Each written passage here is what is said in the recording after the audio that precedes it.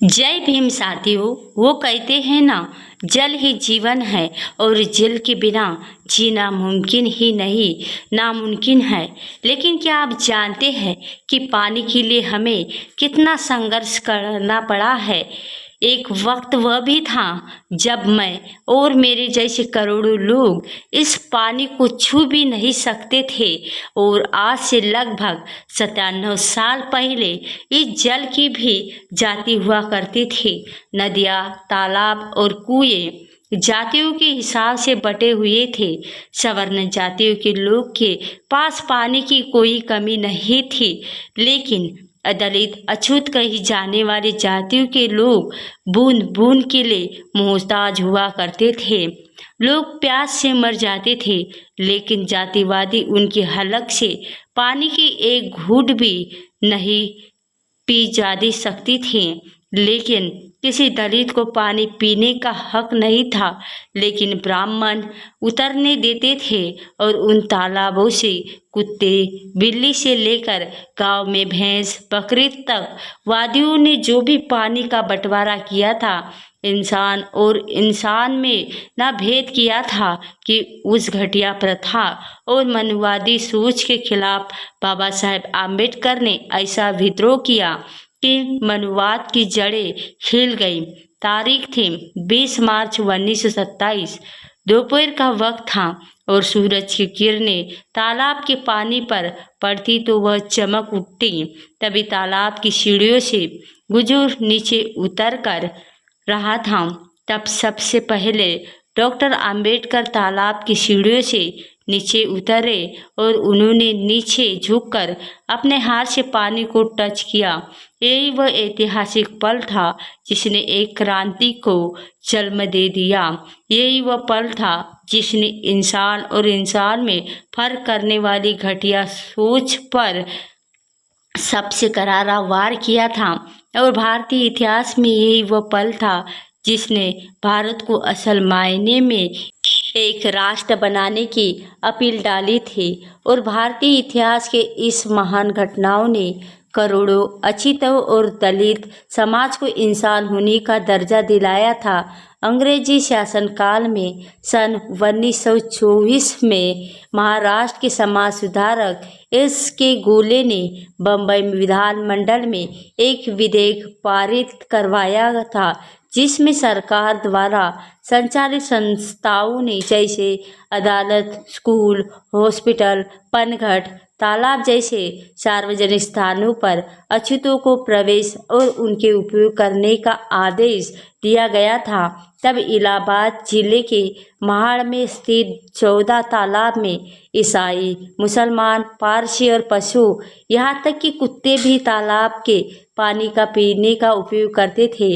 लेकिन अछूतों को यहाँ पानी पीने की भी इजाज़त नहीं थी। लेकिन सवर्ण हिंदुओं ने नगरपालिकाओं के आदेश को भी मानने से इनकार कर दिया गया था। तब विधेयक पारित होने के बावजूद जातिवादी सवर्ण हिंदुओं ने अछूत को सार्वजनिक तालाबों और कुओं से पानी नहीं पीने दिया गया था। तभी बाबा साहेब डॉक्टर आम्बेडकर कहा करते थे कि अधिकार मांगने से नहीं मिलते, बल्कि अपने अधिकारों को छीनना पड़ता है। बम्बई विधानमंडल से तो अछूतों को सार्वजनिक जगहों से पानी पीने का हक तो नहीं था, और लेकिन ब्राह्मणवादियों ने पानी को छूने तक भी नहीं दिया था। इसलिए डॉक्टर बाबा साहेब आम्बेडकर भी अधिकार मांगने की जगह अपने अधिकारों को छीनने के लिए निकल पड़े, और अछूतों के अधिकारों को छीन लेने का समय अब आ गया था।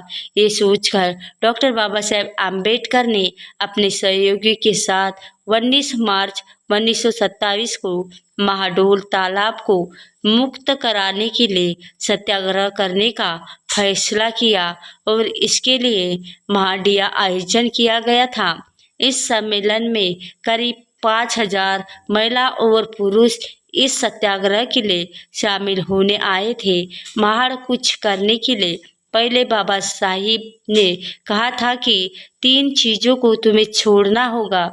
उन कथित गंदे प्रदेश को छोड़ना होगा, जिनके कारण तुम पर लांछन लगाए जाते हैं। और दूसरा काम ये करना होगा कि मरे हुए जानवरों का मांस खाने की परंपरा को भी छोड़ना होगा। और सबसे अहम और तीसरी बात यह है कि तुम्हें उस मानसिकता से मुक्त होना होगा कि तुम अछूत हो। उन्होंने पीने के पानी पर सबसे समान हक की बात दोहराते हुए कहा कि क्या हम यहाँ इसलिए आए हैं कि हमें पीने के लिए पानी नहीं मिलता? बिल्कुल नहीं। क्या हम यहाँ पर जायकेदार कहलाने जाने वाले पानी के प्यासे हैं?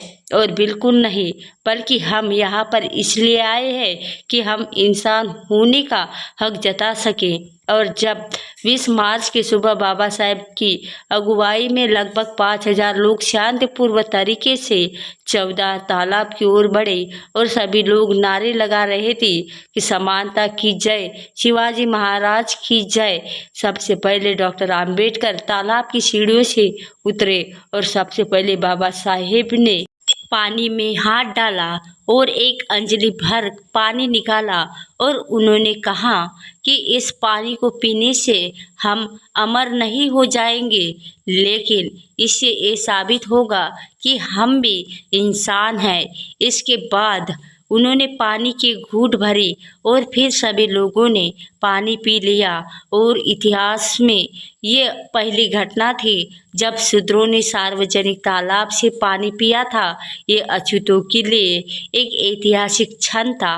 वसुदेव कुटुंबकम, सनातनी परंपरा और कभी विश्व गुरु होने की दुआई देने वाला भारतीय समाज असल मायनों में असंख्य जातियों और वर्गों में बटा हुआ है।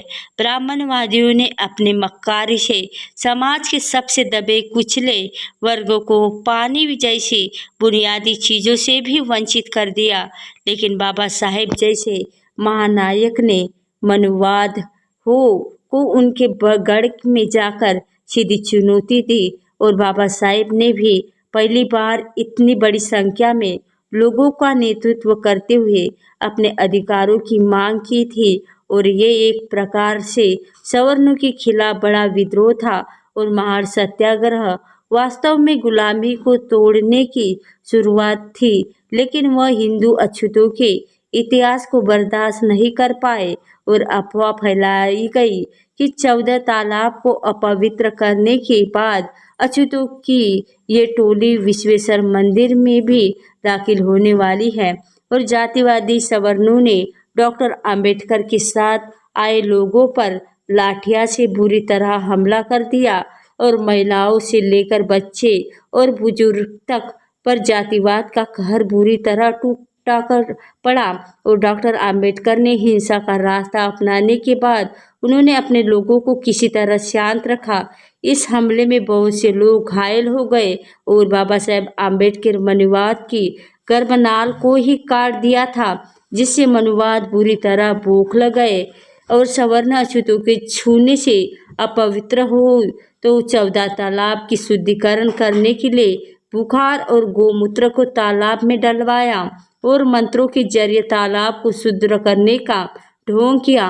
और घटियापन की हद देखे, ये तो लोग तालाब में गोमूत्र डाल रहे थे, गाय के मूत्र को पी रहे थे, लेकिन किसी दलित का छुआ पानी इनके हलक में अटक जाता था।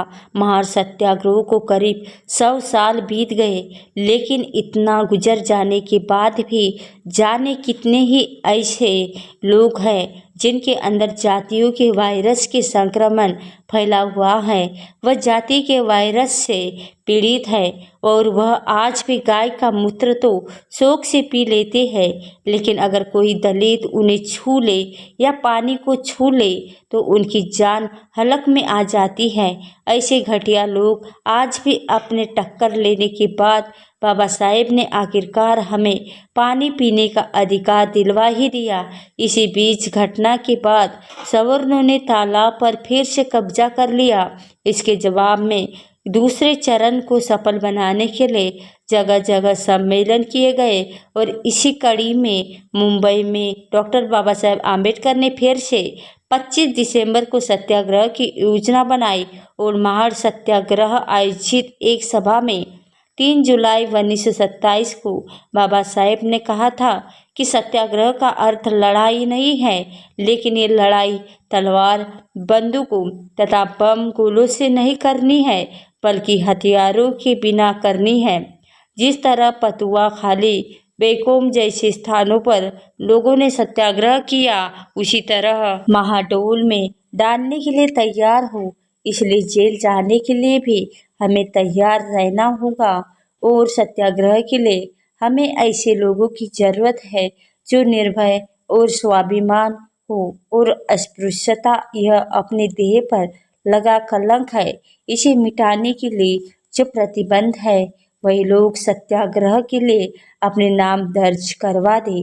तब बाबा साहेब के बुलावे पर हजारों लोग फिर से सत्याग्रह के लिए इकट्ठा हुए, लेकिन पुलिस ने हालात बिगड़ने की आशंका के मद्देनजर पर उन्हें आगे, लेकिन इसके बाद डॉक्टर बाबा साहेब आम्बेडकर ने कानून का सहारा लिया और डॉक्टर आम्बेडकर ने बम्बई हाई कोर्ट में करीब 10 साल तक लड़ाई लड़ी और आखिरकार 17 दिसंबर 1966 को अछूतों और तालाब की पानी पीने की कानूनी अधिकार मिल गया और हाई कोर्ट ने ये फैसला सुनाया कि सार्वजनिक स्थानों पर कोई भी पानी पी सकता है।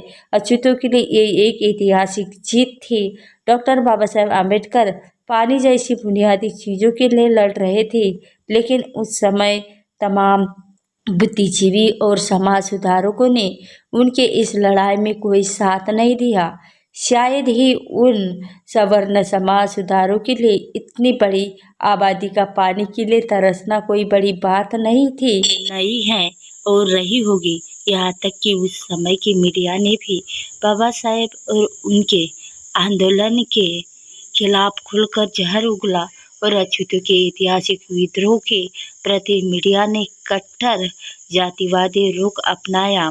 तमाम अखबारों ने डॉक्टर आम्बेडकर के इस भारी तेवर के खिलाफ आग उगलना शुरू कर दिया और सनातनी हिंदुओं का एक समूह भला नाम से अखबार निकलता था। उसने 28 मार्च को दलितों को चेतावनी देते हुए लिखा, और आप लोग मंदिर जलाशय को छूने की कोशिश तुरंत बंद कर दो, और अगर ऐसा नहीं किया गया तो हम तुम लोगों को सबक सिखा देंगे। इसके जवाब में बाबा साहेब ने लिखा था, जो हमें सबक सिखाने की बात कर रहे हैं, हम उससे भी निपट लेंगे। तब महाड़ सत्याग्रह डॉक्टर बाबा साहेब आम्बेडकर के जीवन की एक निर्णायक घटना। उस आंदोलन के बाद भी उन्होंने अपना पूरा जीवन वंचितों के उद्धार के लिए लगा दिया। वह अपनी आखिरी सांस तक अपने असंख्य संतानों और के लिए एक ऐसा भारत बनाने में जुट रहे जहाँ कोई भी हीन भावना ना हो, जहाँ पर केवल समानता, न्याय और बंधुत्व की बात होती हो। और आज में आप जब मन चाहे पानी पी सकते हैं, जैसा चाहे वैसा पानी पी सकते हैं, तो आज हम 20 की पानी की बोतल से लेकर तक पानी पी सकते हैं और उससे भी महंगी बोतल खरीदने के लायक है। लेकिन हमें इस लायक बनाने के लिए बाबा साहेब आम्बेडकर को बहुत संघर्ष करना पड़ा। इसलिए हमारे हर घूंट बाबा साहेब आम्बेडकर और उनके असंख्य सहयोगी के अदम्य साहस और संघर्ष की कर्जदार हैं। इसलिए 14 तालाब क्रांति दिवस पर पानी की घूंट पीते हुए हमें बाबा साहेब आम्बेडकर का शुक्रिया अदा करना ज़रूरी है। और यदि चाहिए आपको हमारे द्वारा बनाई गई ये वीडियो पसंद आई है और हमें फाइनेंशियल मदद करना चाहते हैं, तो हमारे इस वीडियो को ज़्यादा से ज़्यादा सब्सक्राइब करके बेल आइकन घंटी ऑन कर लीजिए। और वीडियो अच्छा लगा तो वीडियो को लाइक करके हमारे चैनल को सब्सक्राइब जरूर करें। और इतने ही चैनल पर सिर्फ बाबा साहेब आम्बेडकर के जीवन से छोटी बड़ी सभी जानकारी लाती रहूँगी। और नीचे कमेंट बॉक्स में जय भीम जय भारत अवश्य लिखें।